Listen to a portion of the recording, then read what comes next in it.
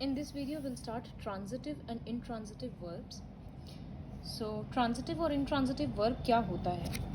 कोई verb होता है जिसको complete होने के लिए एक subject चाहिए, तो वो होता है transitive verbs. जैसे Samantha threw the ball. So, what is the verb here? Threw. ये verb है.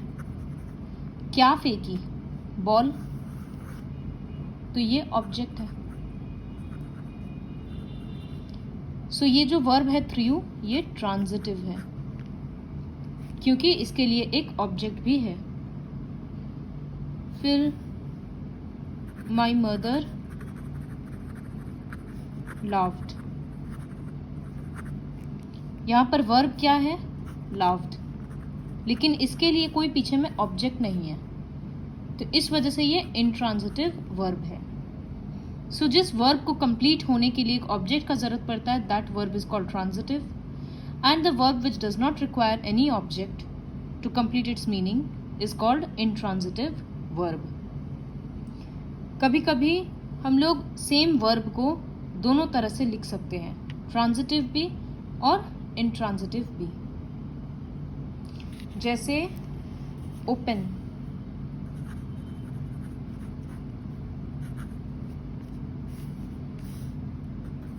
तो आई ओपनड द डोर. इसमें क्या ओपन किए? डोर पता चल रहा है. इसी तरह से द डोर वॉज ओपनड. तो यहां पर ओपनड इंट्रांजिटिव है.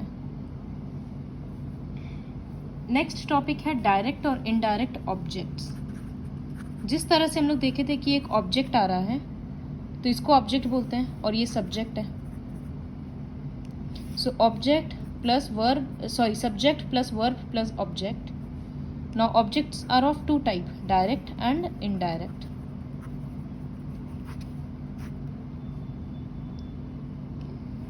सो व्हाट आर डायरेक्ट ऑब्जेक्ट्स? जिससे हम लोगों को आंसर मिलता है व्हाट का. जैसे Samantha through the ball. So what did Samantha through? The ball. जब व्हाट का आंसर मिलता है तो वो डायरेक्ट ऑब्जेक्ट होता है. इसका मतलब यहाँ पर ये वाला ऑब्जेक्ट डायरेक्ट है. और जब whom का, टू whom का आंसर मिलता है कि किसको, तब वो होता है indirect object. For example, Nitin told Manu a joke. So सबसे पहले हम लोग सेंटेंस में वर्ब आइडेंटिफाई करेंगे. So told is the verb here. Told what? क्या बोला वो? जोक. तो व्हाट का आंसर किससे मिल रहा है? जोक से. तो यहां जोक होगा direct object. I am writing DO. And to whom? किसको बोला? मनु को. तो मनु होगा यहाँ पर इनडायरेक्ट ऑब्जेक्ट IO. सो इस तरह से एक सेंटेंस में डायरेक्ट और इनडायरेक्ट ऑब्जेक्ट आइडेंटिफाई करते हैं. एंड नितिन क्या है? सब्जेक्ट है. सो बेसिकली फॉर्मेट क्या होता है? सबसे पहले सब्जेक्ट लिखाता है, फिर वर्ब, उसके बाद इनडायरेक्ट ऑब्जेक्ट आता है, फिर डायरेक्ट ऑब्जेक्ट. जनरली सेंटेंस का ये स्ट्रक्चर होता है. सिर्फ ये याद रखना है कि डायरेक्ट ऑब्जेक्ट ढूंढने के लिए हमको व्हाट का आंसर चाहिए और इनडायरेक्ट आंसर ढूंढने के लिए, इनडायरेक्ट ऑब्जेक्ट ढूंढने के लिए हमको टू whom का आंसर चाहिए. इसके बेसिस पे सबसे लास्ट क्वेश्चन है बुक में, question number D.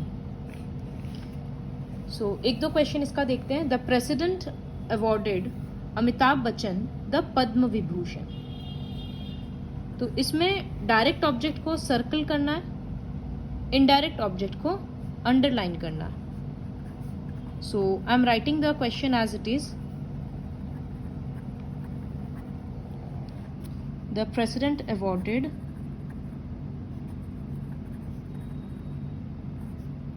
Amitabh Bachchan the Padma Vibhushan. So सबसे पहले क्या करेंगे हम लोग? वर्ब ढूंढेंगे. वर्ब क्या है? अवॉर्डेड. डायरेक्ट ऑब्जेक्ट ढूंढने के लिए व्हाट का आंसर चाहिए. तो अवॉर्डेड व्हाट? क्या दिया? पद्म विभूषण। तो डायरेक्ट ऑब्जेक्ट पद्म विभूषण हुआ, जिसको सर्कल करना है। एक्चुअली वर्ब को सर्कल नहीं करना था। फिर इनडायरेक्ट ऑब्जेक्ट ढूंढने के लिए हम लोगों को आंसर ढूंढना है टू हुम, किसको दिया, अमिताभ बच्चन को, तो वो सर्कल हो जाएगा। इसी तरह से I promised my friends ice cream, तो इसमें से वर्ब क्या है, promised. So promised what, ice cream, therefore this is the direct object. And to whom, to my friends, so my friends is the indirect object. So like this you'll have to complete this question. Now coming to the previous portion, transitive and intransitive. So question A is identify the verbs in each sentence. Write if they are transitive or intransitive. So Kirti is playing the harmonium. Verb कौन सा होगा, playing. Playing what, harmonium. तो इसके पास एक object है, तो this is transitive. So playing को underline करके हम लोग टी लिख देंगे पास में। Everyone laughed loudly at his jokes. So laughed is the verb. Laughed at what? At his jokes. तो jokes verb object है, तो this is transitive. Fifth question, the first bell rings at 7 a.m. So verb is rings. अब यहाँ पर rings के लिए कोई object नहीं आ रहा पीछे में। 7 a.m. ये टाइम है, ऑब्जेक्ट नहीं है। So therefore it is intransitive. Like this you'll have to write, first you have to identify the verb and then write whether it is transitive or intransitive. Now next topic is verbs of incomplete predication. Suppose they are, Harris seems, the teacher looked. ये सारा verbs जो है bold में, ये सब incomplete है। सबको complete होने के लिए एक दूसरा वर्ड चाहिए। जरूरी नहीं है कि वो वर्ड एक ऑब्जेक्ट ही हो। जैसे they are are is a helping verb. अब ये इनकम्प्लीट है, इसको कंप्लीट होने के लिए कुछ चाहिए। कोई ऑब्जेक्ट नहीं है, कुछ भी हो सकता है। दे आर एंग्री, एक फीलिंग हो सकता है, मतलब एडजेक्टिव हो सकता है, कुछ भी। सो उसी तरह से Harris seems happy. Seems is the verb, happy उसको कंप्लीट कर रहा है। सो ये सब ऑब्जेक्ट नहीं है, कुछ रिलेशन नहीं बता रहा है, व्हाट या हुम का भी नहीं बता रहा है। तो इन वर्ड्स को बोलते हैं कॉम्प्लीमेंट्स, जो एक इंट्रांजिटिव वर्ब को कंप्लीट करता है without acting as an object. तो बहुत सारा है, जैसे examples, the little girl seems lost. ये लॉस्ट वर्ड यहाँ किसके लिए यूज हुआ है, गर्ल के लिए। The high court held the convict guilty. यहाँ गिल्टी वर्ड किसके लिए यूज हुआ है, कन्विक्ट के लिए। तो कभी कभी जो कॉम्प्लीमेंट होता है वो सब्जेक्ट को डिफाइन करता है और कभी कभी कॉम्प्लीमेंट ऑब्जेक्ट को डिफाइन करता है। उसी तरह तो इसी वजह से दो कॉम्प्लीमेंट्स होता है, सब्जेक्ट कॉम्प्लीमेंट और object complement. For example, her mother is happy.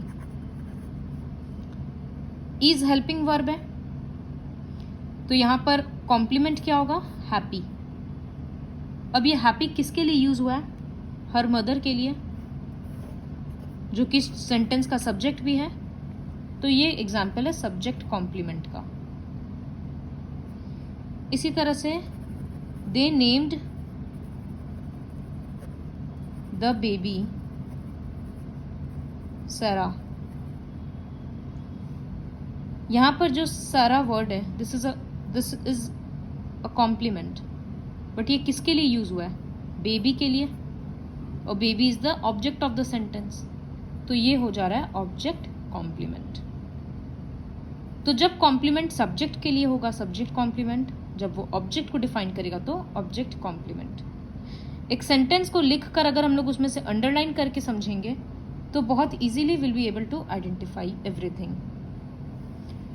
So coming to next question, underline the verbs in the sentences, identify them as transitive और intransitive, then circle the objects of the transitive verbs. So if I'll doodle it here only, the first question is